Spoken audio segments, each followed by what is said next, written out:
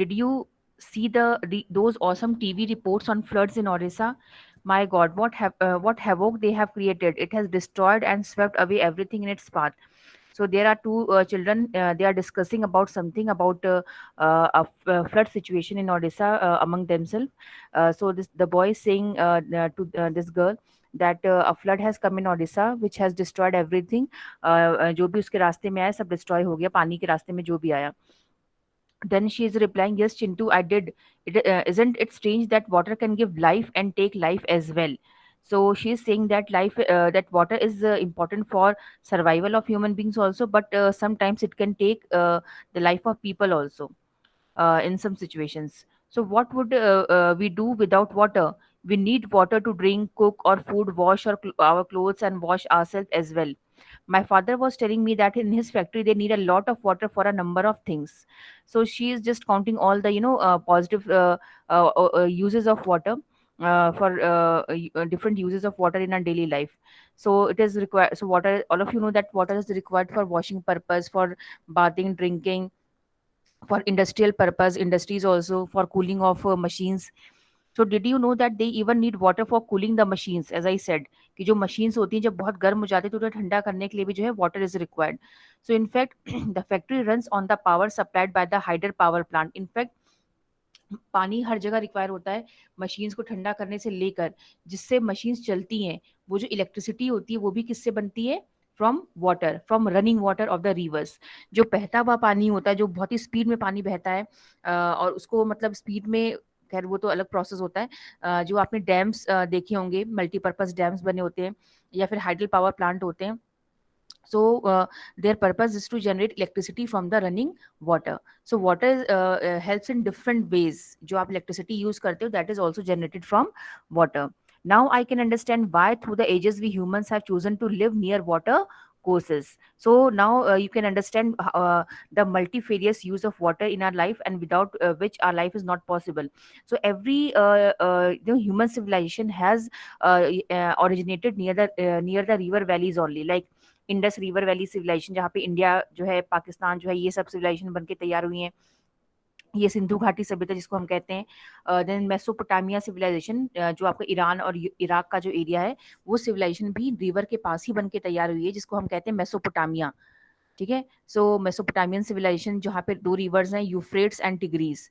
आप world map में check कर सकते हैं, Euphrates and tigris reverse of Iran and Iraq, यहाँ पे ही आसपास जो है पूरी सिविलाइजेशन डेवलप हुई थी. Then Yangtze valley civilization of China, जो Chinese valley civilization is one of the oldest civilizations in the world, and it was formed or developed near the Yangtze river.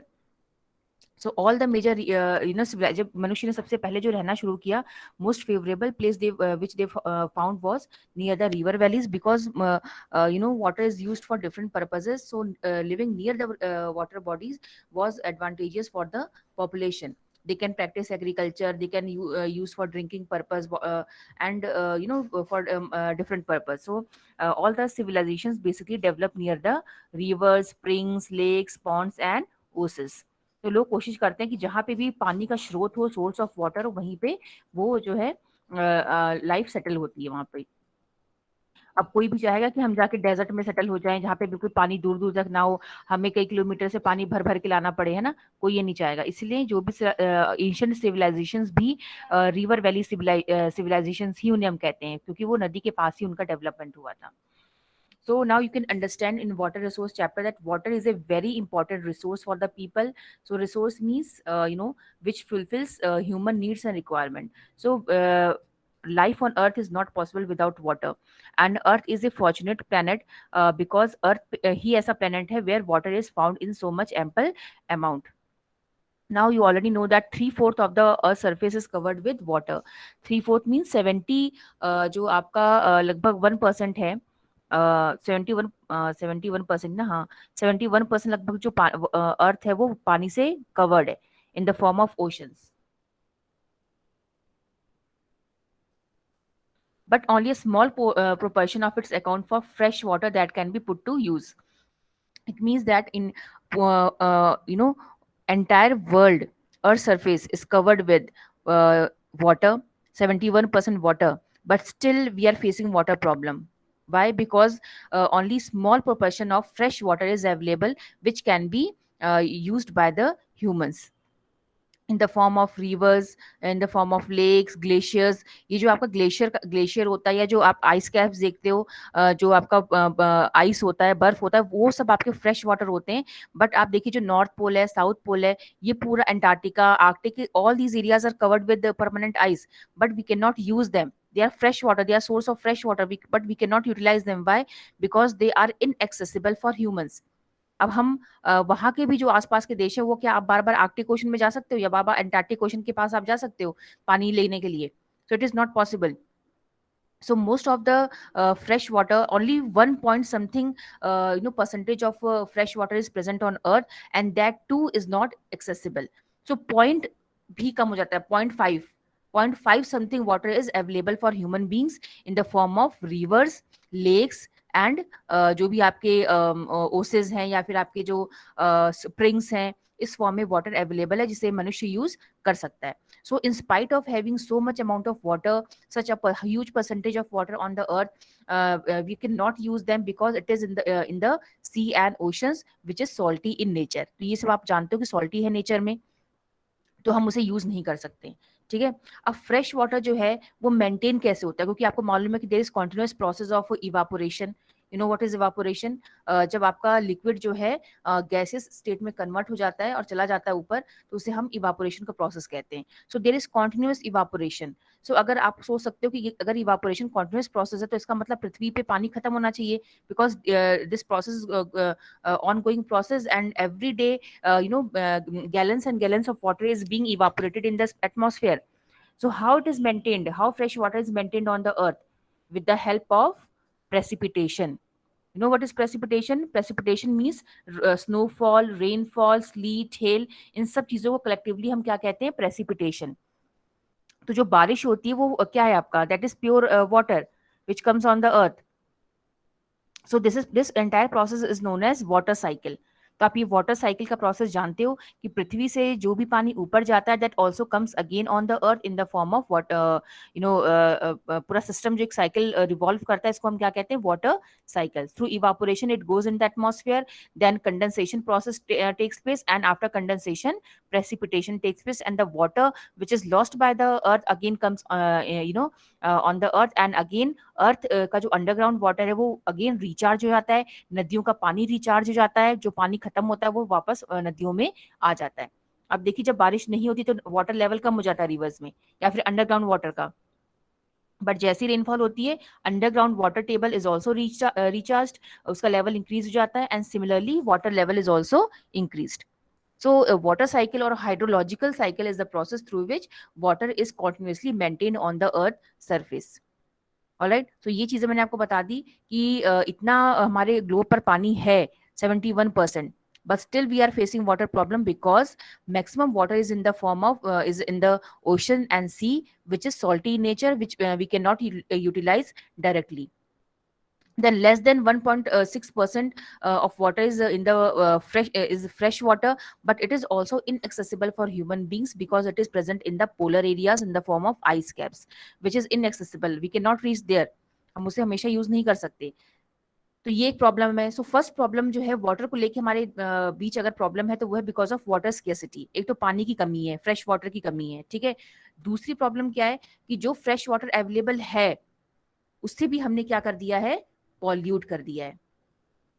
ठीक है. आज से 200 साल पहले, 300 साल पहले हम वाटर को एज ए स्केसिटी नहीं मानते थे. हम वाटर को ना एज ए स्केर्स रिसोर्स नहीं मानते थे कि ये खत्म हो जाएगा, या नॉन रिन्यूएबल रिसोर्स नहीं मानते थे. हम उसे रिन्यूएबल रिसोर्स मानते थे क्योंकि हमें लगता था कि वाटर तो कभी खत्म होने वाला है नहीं. But now as the population has increased manifold in the past 200 years, and the pressure on the present water resources has increased, so now we are facing problem of water shortage, and now we are calling water also as a non renewable resource, and now we are focusing on the proper utilization of the resources. Now the awareness related to water has increased among the people. अब जगह जगह आप water scarcity की बात करते हो। अब हम लोग जो है सेमिनार्स में या स्कूल में हम जगह जगह आप देखते हो कि वाटर स्केसिटी के ऊपर प्ले होते हैं, डिबेट होता है, या फिर अवेयरनेस के लिए लोगों को मतलब कुछ ना कुछ ऐसे चीजें की जाती हैं न्यूज में या हर जगह। ऐसा क्यों होता है? Why we are talking about water so much कि वाटर को हमें प्रिजर्व करना है? Because now water has become a scarce resource. Now it is a non renewable resource हमारे लिए बन गया है, क्योंकि हमने एक तो वैसी शॉर्टेज थी, ऊपर से जो शॉर्टेज थी उसको भी हमने गंदा कर दिया, पॉल्यूट कर दिया पूरा पानी। जब से इंडस्ट्रियल रेवोल्यूशन हुआ आपका 17वीं सेंचुरी में, तब और पॉपुलेशन इंक्रीज हुई है, तब से पूरा का पूरा पानी गंदा होना शुरू हो गया है। तो मेन प्रॉब्लम वाटर शॉर्टेज इसलिए नहीं है कि वाटर की कमी है, कमी तो है थोड़ी बहुत, लेकिन जो है उसको भी हमने गंदा कर दिया है। ठीक है, so water pollution is the main culprit, is the main problem.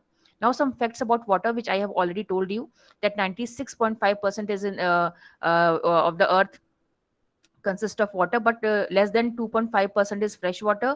And उसमें से भी अगर हम 2.5 को 100 में कन्वर्ट करें तो 70% जो है इसमें से आइस शीट्स एंड ग्लेशियर्स में प्रेजेंट है in the Antarctica, Greenland and mountainous regions of the world, which makes it unusable for human beings because we cannot reach these areas. Then बस 30% है जो ग्राउंड वाटर में, एक्वाफर्स में और आपके reverse में प्रेजेंट है, जिसे हम इस्तेमाल कर सकते हैं. So these were some facts about water.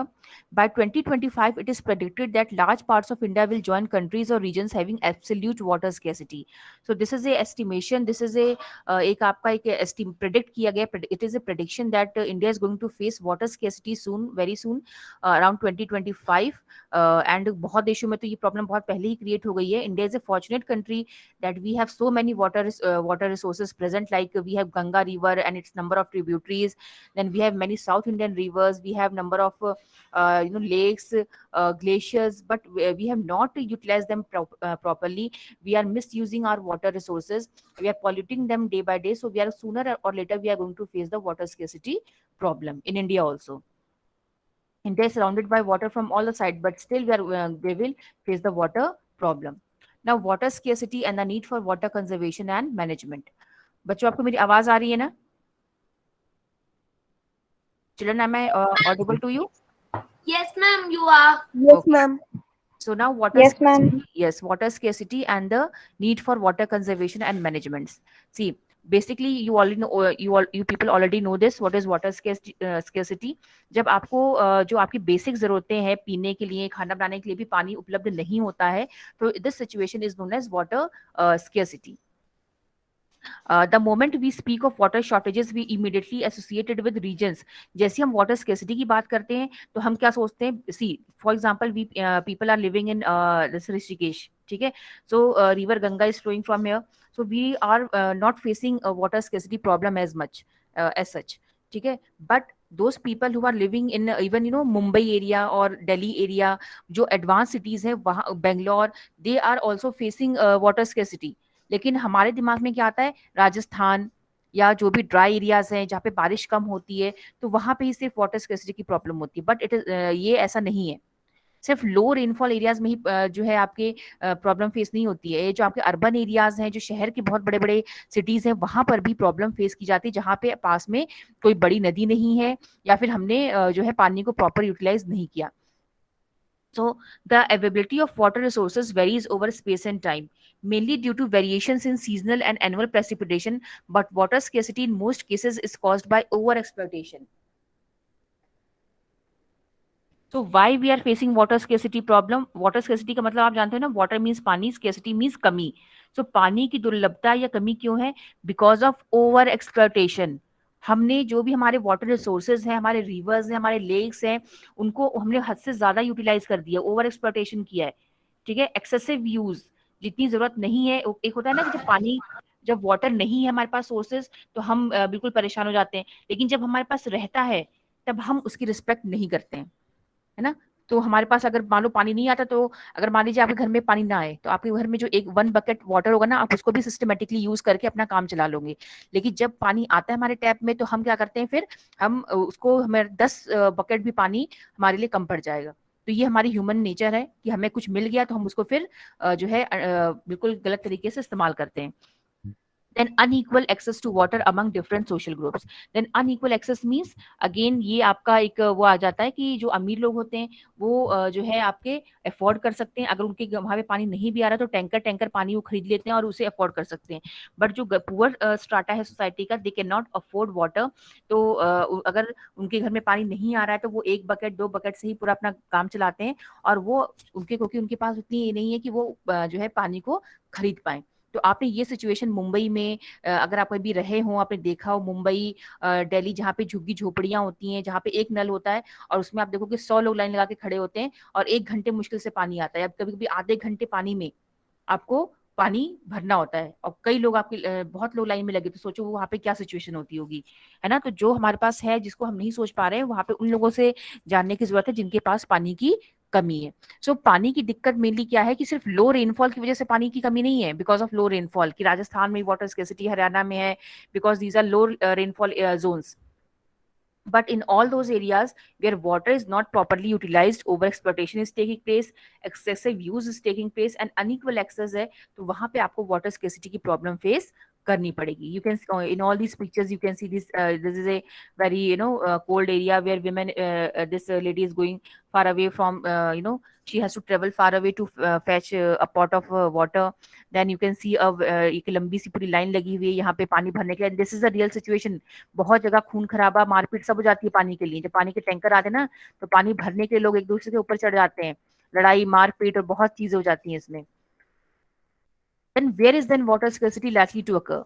As you have read in hydrological cycle, fresh water can be obtained directly from precipitation, surface runoff and groundwater. So fresh water हमें कहाँ से मिलता है? बारिश से मिलता है। सरफेस जब आपका बारिश होता है तो उससे क्या होता है, आपका पानी बहता है एंड वो ग्राउंड वाटर में जाके स्टोर हो जाता है, तो इससे हमें फ्रेश वाटर मिल सकता है। Is it possible that an area और region may have ample water resources but still it is facing water scarcity? क्या ऐसा हो सकता है ना? ये क्वेश्चन पूछ रहे हैं आपसे कि कहीं बहुत ज्यादा बारिश हो रही है तब भी क्या वहां के लोग पानी वाटर स्केर्सिटी फेस कर सकते हैं? Many Yes, of ma'am. Yes, so many of our cities are such example. Okay, as I said to you that not only Rajasthan or those areas which receive less water, they are facing water scarcity, but our major metropolitan cities, they are facing dearth of water, they are facing scarcity of water। जो बड़े बड़े उनके लाखों करोड़ों के बंगले हैं, but उनका जो काम है वो पैसे दे दे के उन्हें टैंकर मंगाना पड़ता है पानी का, ये हालत है। Water scarcity may be an outcome of large and growing population. So these are the problems of what causes of water scarcity. Large and growing population, consequent demand for water. See, every problem is related to growing population. The root cause of all problem or scarcity of all the resources is growing population. As the population is growing, it is leading to more demand, which is putting more pressure on that resource. So here we are talking about water resource, चाहे वो land हो, चाहे water हो, चाहे वो soil resource हो, चाहे कोई भी resource हो, ठीक है। इसकी मेन जड़ क्या है? पॉपुलेशन, जनसंख्या। जनसंख्या बढ़ रही है, as a result the demand for water is increasing, and when demand is increasing और सप्लाई उतना हो नहीं रहा है, so there is unequal access to it. Unequal access मतलब कि जो अफोर्ड कर सकते हैं वो पानी खरीद लेते हैं, जो अफोर्ड नहीं कर पाते वो वैसे ही रह जाते हैं। A large population means more water, not only for domestic use but also to produce more food. तो अगर जनसंख्या बढ़ेगी so to way demand increase हो जाती है। एक तो उस जनसंख्या को की जो प्यास है उसको मिटाने के लिए पानी चाहिए, सेकेंडली उस जनसंख्या की भूख मिटाने के लिए भी पानी चाहिए। कैसे भाई? अगर आप एग्रीकल्चर में इरिगेशन यूज नहीं करोगे तो प्रोडक्शन नहीं होगा, प्रोडक्शन नहीं होगा तो जो इतनी जनसंख्या इंक्रीज हो रही है आप उसको कैसे फीड करोगे, है ना। सो फॉर जैसी पॉपुलेशन ग्रो होती है, so for the drinking purpose water is required, secondly for agriculture purpose water is required so that production can be sufficient to feed the growing population. So this growing population is continuously putting pressure on the existing resources. A large population means more water, hence to facilitate higher food production, water resources are being overexploited. ठीक है, अब हमारी जनसंख्या बढ़ती जा रही है, पानी के स्रोत उतने लिमिटेड हैं, तो जितना है उसको हमने ओवर एक्सप्लॉइट करना शुरू कर दिया है। हमने जगह जगह ट्यूबवेल्स लगा दिए हैं, हम ट्यूबवेल्स लगा के अंडरग्राउंड वाटर को जितना हो सकता है हमने, अब ट्यूबवेल चला दिया, वो पानी ऐसे ही बह रहा है, जितना वाटर चाहिए उससे ज्यादा वो फ्लो हो रहा है, specially in the northern part of India जहाँ पे अंडरग्राउंड वाटर काफी अच्छा होता है। बिकॉज एलुवियल सॉइल है, गहराई ज्यादा है, तो आराम से अच्छा अंडरग्राउंड वाटर भी स्टोर हो जाता है, यहाँ पे बारिश भी ठीक ठाक होती है और नदियां भी हैं, तो यहाँ पे वाटर एक्सप्लॉटेशन ज्यादा होता है, जितनी जरूरत नहीं है उतना भी, उतने ज्यादा लोग यूज कर लेते हैं। So basically growing population and for agriculture production जो हमारा पानी है वो ज्यादा एक्सप्लॉइट होता है। देन आपने इसमें कहा गया कि आपने देखा होगा कि बहुत जगह टीवी एडवर्टाइजमेंट्स में that most farmers have their own wells and tubewells in their farms for irrigation to increase their produce. But have you ever wondered what this could result in? That it may lead to falling groundwater level. हर किसान के पास, every farmer is having a tube well or a well, but it is leading to falling in the underground water table. जो water table है, अंदर का पानी जो है वो जगह जगह खत्म होता जा रहा है। ठीक है, देखो प्रॉब्लम क्या है कि हमने क्या किया है, आपको पता है इंडिपेंडेंस के टाइम तक हमारे यहाँ पे लाखों पॉन्ड्स हुआ करते थे, झीलें काफी ज्यादा थी इंडिया में। लेकिन डेवलपमेंट की वजह से हमने क्या किया है, उस उन सारी झीलों को हमने क्या किया है, बिल्कुल कवर कर दिया है, उसे हमने ढक दिया है और उस पर हमने बिल्डिंग्स हैं या फिर इंडस्ट्रीज है सब बना के तैयार कर दिया है। अब क्या हो रहा है, कंक्रीट हमने ज्यादा बना दिया है। एज अ रिजल्ट जब बारिश होता है तो वो बारिश का पानी जो होता है, पहले क्या था कि जगह जगह गड्ढे थे, गड्ढे मतलब in the form of ponds, बड़े बड़े लोगों ने जो है आजादी से पहले राजा महाराजाओं ने जो है अपने हर गांव के लिए जो है एक बहुत बड़े बड़े गड्ढे बना के रखे हुए थे in the form of ponds और लेक्स। तो जब बारिश होती थी वो पानी उसी में स्टोर हो जाता था, पूरा का पूरा पानी। ठीक है, और लोग उसी से सिंचाई करना या फिर डिफरेंट पर्पस के लिए उसको इस्तेमाल करते थे। अब जब वो गड्ढे भर चुके हैं और बारिश होती है तो वो पानी क्या होता है, ऐसे ही फालतू में बहता रहता है, ऊपर से वो मिट्टी में भी नहीं जाता है। क्यों? क्योंकि हमने जगह जगह सड़क बना दी है, हम घर बनाते हैं तो उसका पूरा एरिया हम कंक्रीट लगा के उसको कवर कर देते हैं, तो मिट्टी बची ही नहीं है, मिट्टी के ऊपर हमने कंक्रीट डाल दिया पूरा। अब जब बारिश का पानी आता है तो वो क्या होगा, वो ऑब्जर्व होगा नहीं, कंक्रीट थोड़ी उसे ऑब्जर्व करेगा, उसे तो सॉइल ही ऑब्जर्व कर सकता था। अब सॉइल जो है, सॉइल के थ्रू पेनिट्रेट होके वो अंडरग्राउंड जाता था, as a underground water table जो है जाके स्टोर होता था। लेकिन जब से सॉइल ही नहीं बचा है, लोगों ने सब कवर कर दिया, जगह जगह आप देखिए, आप मुंबई जाइए, बड़े बड़े शहरों में, तो वहां पे जब भी थोड़ी सी भी बारिश होती है ना, तो वहां पे प्रॉब्लम क्या आ जाती है, पूरा पानी सड़कों पे लग जाता है। ड्रेनेज प्रॉपर है नहीं, ऊपर से पूरा कंक्रीट स्ट्रक्चर है, तो वाटर सॉइल है नहीं कि जो पानी को ऑब्जर्व करके एज ए अंडरग्राउंड उसे लेके चला जाए। तो ये मेन प्रॉब्लम है।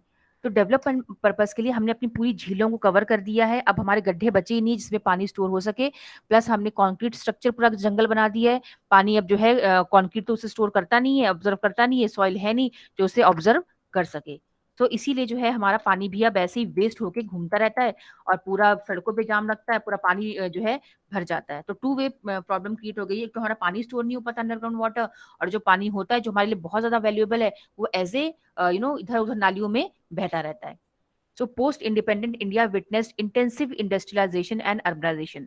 तो देखो ये सारी हम प्रॉब्लम पढ़ रहे हैं, क्यों हमारे वाटर प्रॉब्लम हम फेस कर रहे हैं। पहला, growing population, then because of agriculture, farmers are using tube wells and wells, because of which underground water is falling continuously.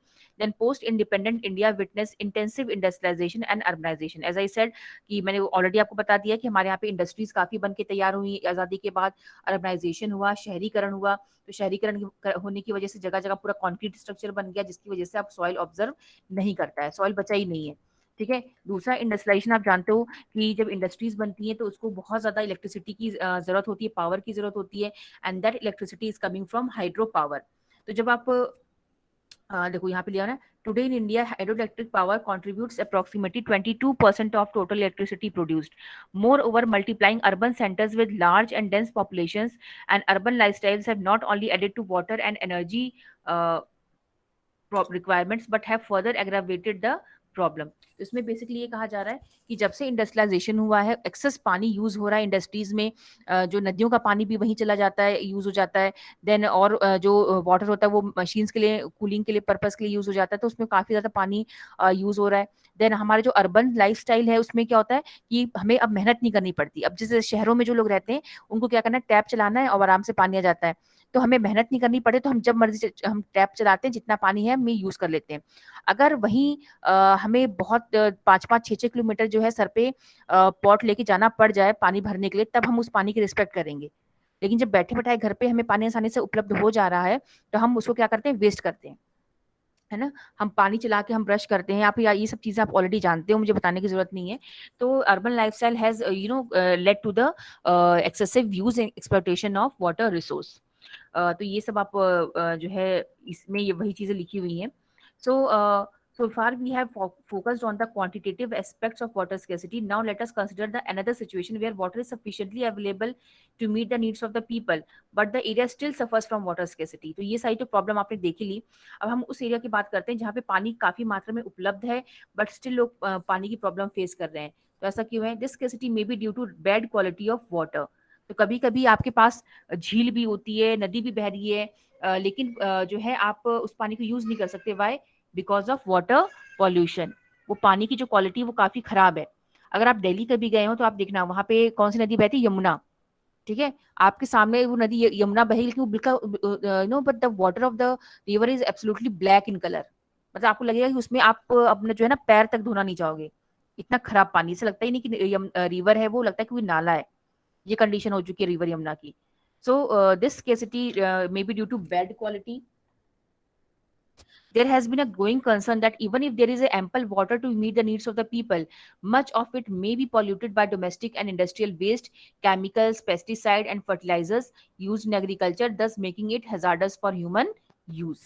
So, some areas they are facing water scarcity because of less rainfall, because of there is no water body, वहाँ पे झील नहीं है, या फिर वहाँ पे नदियां नहीं है, या तो वहाँ पे कॉन्क्रीट स्ट्रक्चर बना हुआ है इंडस्ट्रियलाइजेशन एंड अर्बनाइजेशन की वजह से।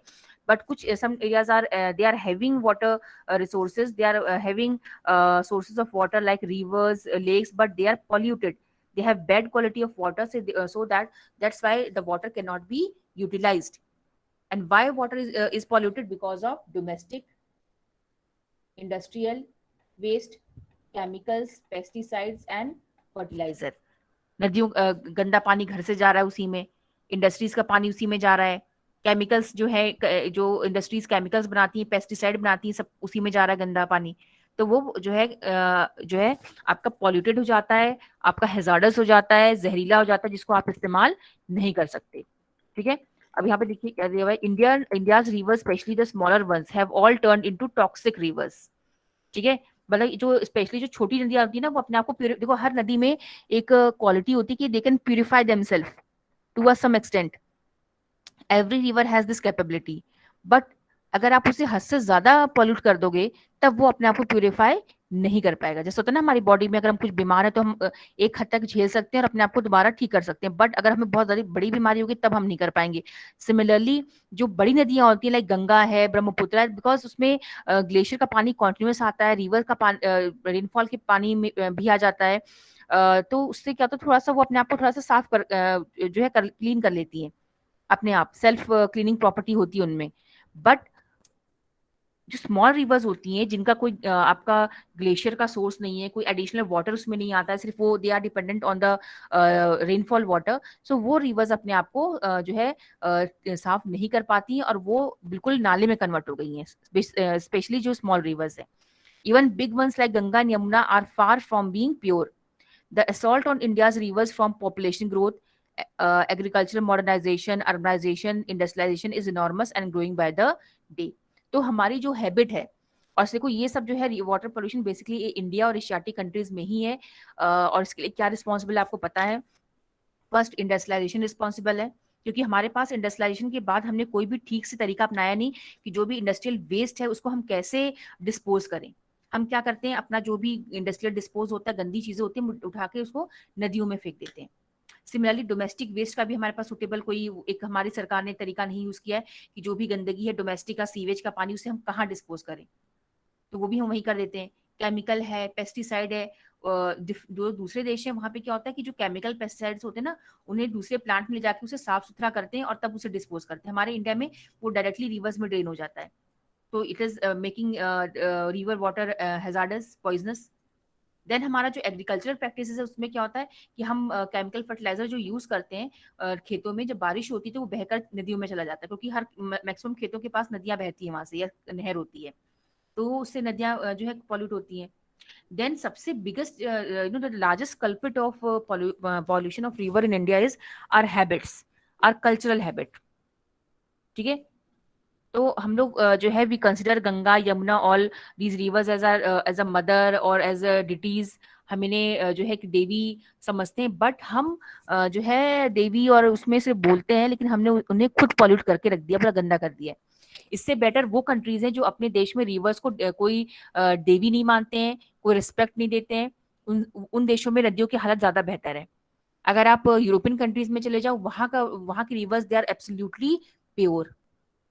आप वहां पे बिल्कुल उनका जो फ्लोर है नदियों का वो देख सकते हो, बिल्कुल साफ होती हैं। जबकि they does not consider Thames river like in London as their mother. Thames को मदर नहीं कहते अपनी। या फिर आपकी जो वोल्गा रिवर है, डेन्यूब है, all those Mississippi river, all these American और यूरोपियन रिवर्स, उनको कोई देवी माँ का दर्जा नहीं दिया गया, but still they are very pure. And we treat our rivers as mother and father, जो भी बोलते हैं हम। उसके बाद हमने उनको सबसे गंदा कर रखा है, बिकॉज उसमें बात करना है हमें, उसमें हमें फूल बहाना है, हमें उसमें जो है देवी देवताओं की जो फोटो खराब होगी उसको हमें वो डिस्पोज करना है।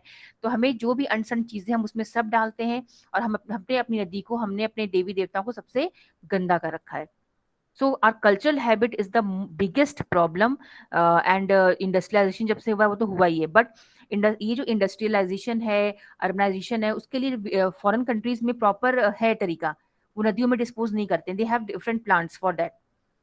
बट इन इंडिया, हमारे यहाँ पे municipal corporations they have not done anything properly. That's why our rivers are getting polluted day by day. So in future, in spite of having such a huge number of water resources, India बहुत fortunate देश है। चारों तरफ से समुद्र से घिरा हुआ है, कई सारी नदियां हैं हमारे देश में, Brahmaputra, Ganga, tributaries, south Indian rivers. But हम लोग जो है, because we are not able to properly utilise our resource, that's why we will face water scarcity in the future. तो ये मैंने आज आपको इतना बता दिया कि वाटर रिसोर्सेज जो है क्या है।